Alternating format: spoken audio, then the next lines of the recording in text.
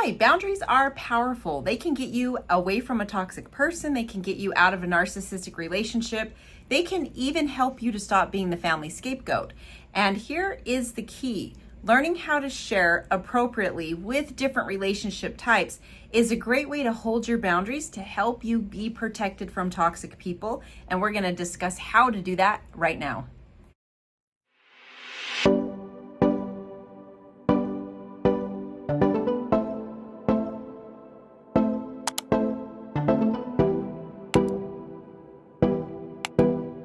Hi, my name is Olivia. I am passionate about helping you understand relational trauma so that you can avoid it, overcome it, heal, and move on with your life. So everything today is coming from my model, the Relationship Trust Boundary Model. I will put a QR code on the screen and put a link in the description so you can check it out on Amazon. So today everything is going to come from around page 20. So we said that boundaries are powerful. They can help protect you from toxic people, and actually it's one of the best ways to get out of a relationship with a narcissist or with a toxic person, even from a toxic family. But it's hard to know, how do you have boundaries in relationships? What does that even mean? What does it look like? So part of it is when you share yourself with another person, you're making yourself vulnerable to them, and that's allowing them to get very close to you. And then you have some bonding going on. And it's really hard to just sever bonding, especially when you are someone who is, a lovely person and loving and empathetic. Someone who is toxic or more narcissistic, they can play on that and use those traits against you to their advantage. So looking at the Relationship Trust Boundary Model, we can see that there is, or are, a bunch of different types of relationships mapped out. Someone who is narcissistic, they want to go right here and get full control of self. And so they are going to play that they're very empathetic, that they're very understanding, that they really see you and understand you. They're going to possess your best traits and reflect them back to you. And the whole thing that you've heard, help you to fall in love with yourself, but you think you're falling in love with them. That's all really true. Narcissists use something called cognitive empathy, where normal empathy is very much emotional. It's very heartfelt. This is where your friend's going through something and they cry and you can't help but cry because you're there with them and you understand how terrible it is. A narcissist is more trained, or have trained themselves to say what it is they know that they should say, but there's really no feeling behind it. So it's all cognitive. It's all just thinking. It's all in their head. It's not truly heartfelt empathy.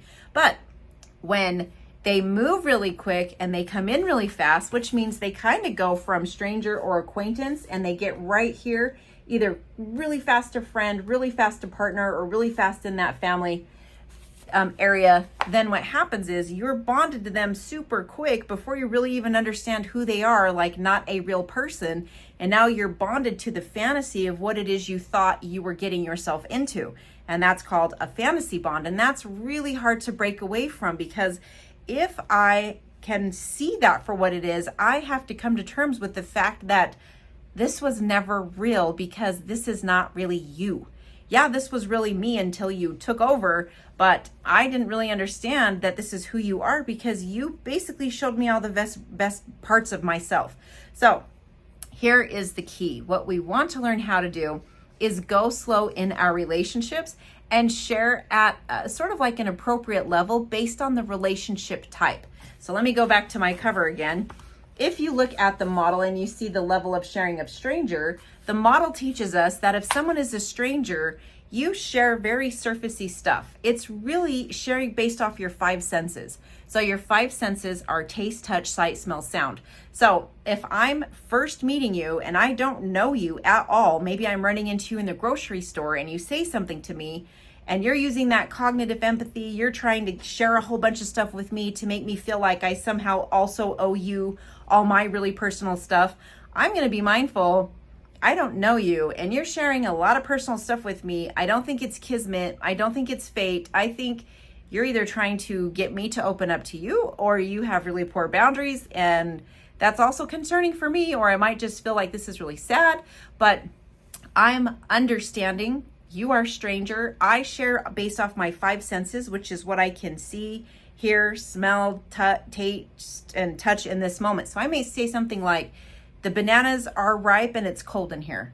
because that's something that I can see, and that's something that I can touch and feel that it's cold inside of here.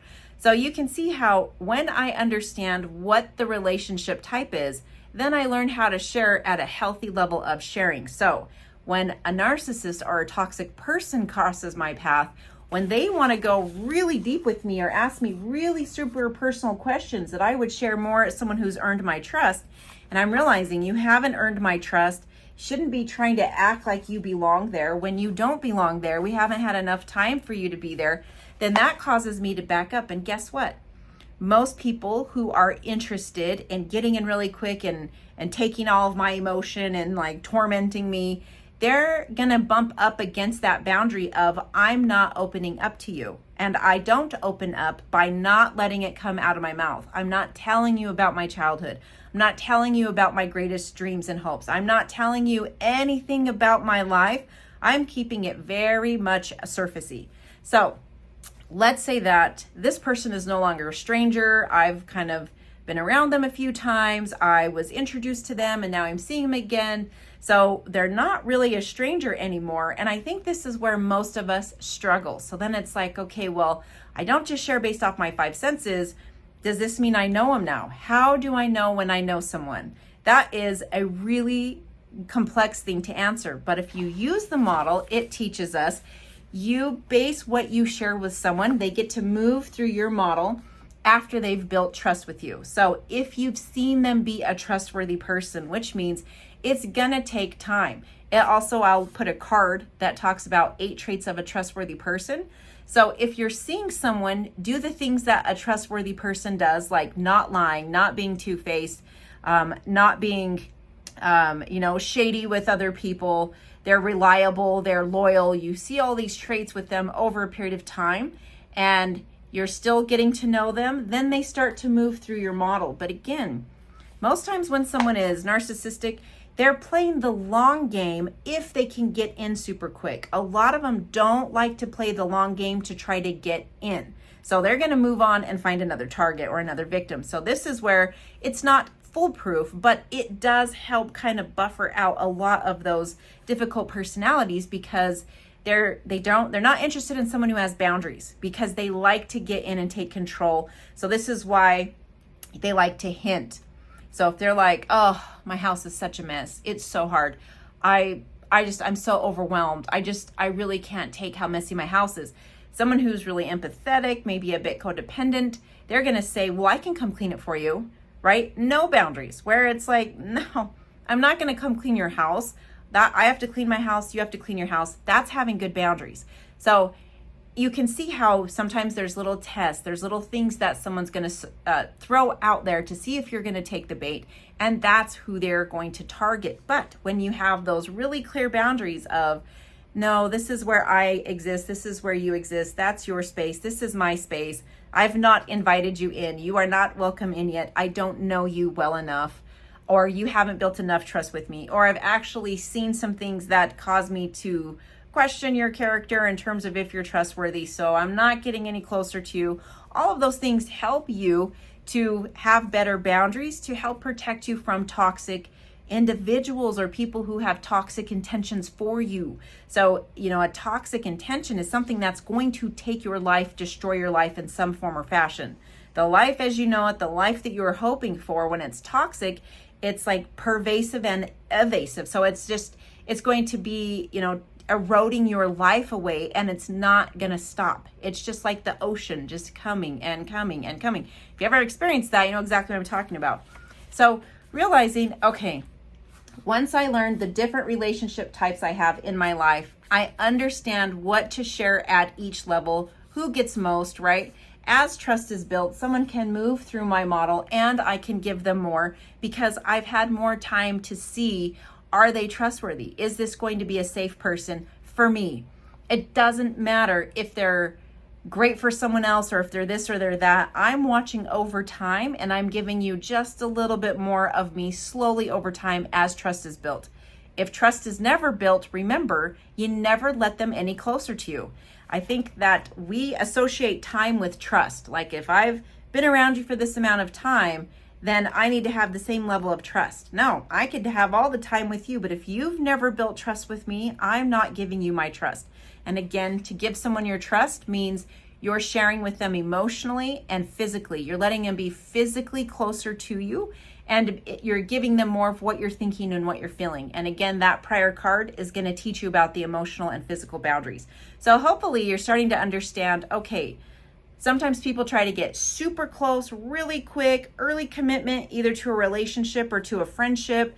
And that can feel so great. And like we're these bosom buddies and where have you been all my life and we're soulmates. You might start to feel that way because it's so fast and so much. And it does feel so good. But remember, that is exactly how these toxic relationships start.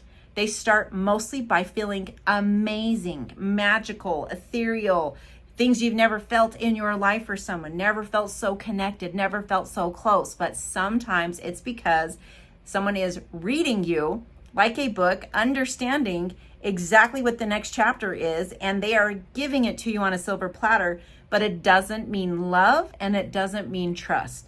That comes with time and with experience with that person. So if you want to learn more, again, I will put the link in the description. There's also a full course available on my website, which I'll put the link in the description as well. Take good care, and I'll see you in the next one.